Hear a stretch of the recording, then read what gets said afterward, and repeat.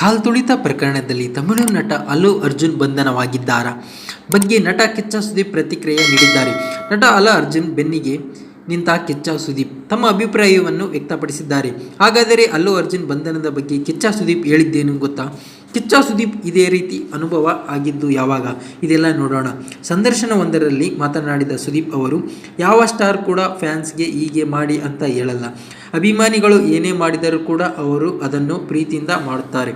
ನನ್ನ cinema release ವೇಳೆ ಕೂಡ ಕಟೌಟ್ನಿಂದ ಬಿದ್ದು ವ್ಯಕ್ತಿ ಸಾವನ್ನಪ್ಪಿ ಹೋಗಿದ್ದರು. ಇವೆಲ್ಲ ಕೈ ಮೀರಿ ನಡೆಯುವಂಥ ಸಂದರ್ಭಗಳು. ನಮ್ಮ ಕೈಯಲ್ಲಿ ಏನು ಕೂಡ ಇರುವುದಿಲ್ಲ. ಇದರಲ್ಲಿ ಯಾರು ತಪ್ಪು ಕೂಡ ಇರಲ್ಲ. ಸಂದರ್ಭ ರಾಂಗ್ ಆಗಿರುತ್ತೆ ಎಂದು ಘಟನೆ ಬಗ್ಗೆ ವಿಷಾದವನ್ನು ವ್ಯಕ್ತಪಡಿಸಿದ್ದರು. ನಾವು ಫ್ಯಾನ್ಸ್ಗೆ ಹುಷಾರಾಗಿ ಇರಿ ಎಂದು ಪದೇ ಪದೇ ಹೇಳುತ್ತಲೇ ಇರುತ್ತೇವೆ. ಫ್ಯಾನ್ಸ್ಗೆ ಹೋಗಿ ನಾವು ತುಳಿಬೇಡಿ ಅಂತ ಹೇಳೋಕೆ ಆಗುತ್ತಾ? ಅವರು ಉದ್ದೇಶಪೂರ್ವಕವಾಗಿ ತುಳಿದಿರಲ್ಲ. ನಮ್ಮ ಮನೆಯಿಂದ ಹೊರಗಡೆ ಹೋಗುವಾಗ ನಾವು ಎಲ್ಲರಿಗೂ ಹೇಳುತ್ತೇವೆ ಹುಷಾರಾಗಿರಿ ಅಂತ. ಯಾಕೆ ಅಂದರೆ ಇದೆಲ್ಲವೂ ನಮ್ಮ ಕೈ ಮೀರಿ ನಡೆಯುತ್ತದೆ.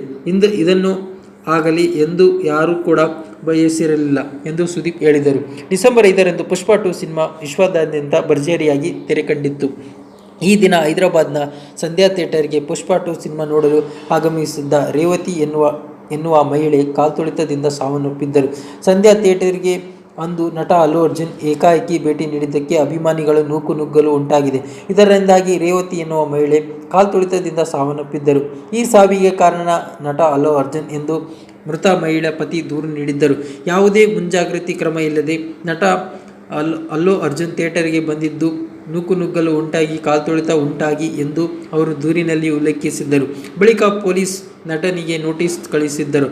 ಆದರೆ ಆ ನೋಟಿಸ್ಗೆ ಯಾವುದೇ ಪ್ರತಿಕ್ರಿಯೆ ನೀಡದೇ ಇದ್ದುದರಿಂದ ನಟನ ಮನೆಗೆ ಪೊಲೀಸರು ಕಳೆದ ದಿನ ಡಿಸೆಂಬರ್ 13ರಂದು ಅಲ್ಲು ಅರ್ಜುನ್ ಅವರನ್ನು ಬಂಧಿಸಿದ್ದರು. ಹೈದರಾಬಾದ್ ನ್ಯಾಯಾಲಯವು ಅಲ್ಲು ಅರ್ಜುನ್ ಅವರನ್ನು 14 ದಿನಗಳ ನ್ಯಾಯಾಂಗ ಬಂಧನಕ್ಕೆ ಕಳುಹಿಸಲಾಯಿತು ಆದೇಶಿಸಿತು.